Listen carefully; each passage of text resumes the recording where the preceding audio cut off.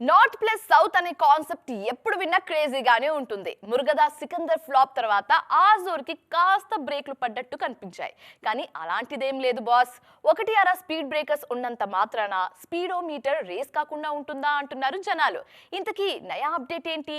Share Shah సినిమాని north audience Siddharth Malhotra, Kiara Advani, army families మాత్రమే కాదు, సగటు సినీ లవర్స్ ఎవరూ కూడా అంత తేలిగ్గా మర్చిపోలేరు.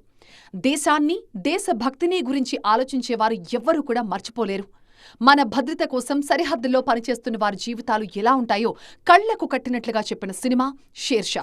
పర్ఫెక్ట్ కమర్షియల్ బ్లెండింగ్ అంటూ షేర్ షాతో ప్రశంసలు అందుకున్నారు డైరెక్టర్ విష్ణువర్ధన్. ప్రస్తుతం ఆయన కార్తీక్ ఆర్యన్ కోసం ఒక సినిమాను తెరకెక్కించే పనిలో ఉన్నారు. ప్రస్తుతం ఆ సినిమా స్క్రిప్ట్ వర్క్ జరుగుతోంది. వచ్చే ఏడాది జూలై నుంచి ఆ సినిమా షూటింగ్ కూడా మొదలు కానుంది. ఎప్పటినుంచో జాంబీ సినిమా చేయాలనుకుంటున్నారు కార్తీక్ ఆర్యన్.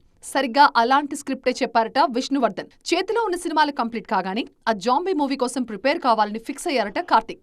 జాంబీ కాన్సెప్ట్లు నార్త్ లో మెల్లిగా ట్రెండ్ లోకి వచ్చే సూచనలు కనిపిస్తున్నాయి. ప్రస్తుతం సెట్స్ మీద ఉన్న సినిమాలు పూర్తి కాగానే రణ్వీర్ సింగ్ టేకప్ చేసే ప్రాజెక్ట్ కూడా జాంబీ జోన్రానే అనే సమాచారం అంతోంది నార్త్ నుంచి.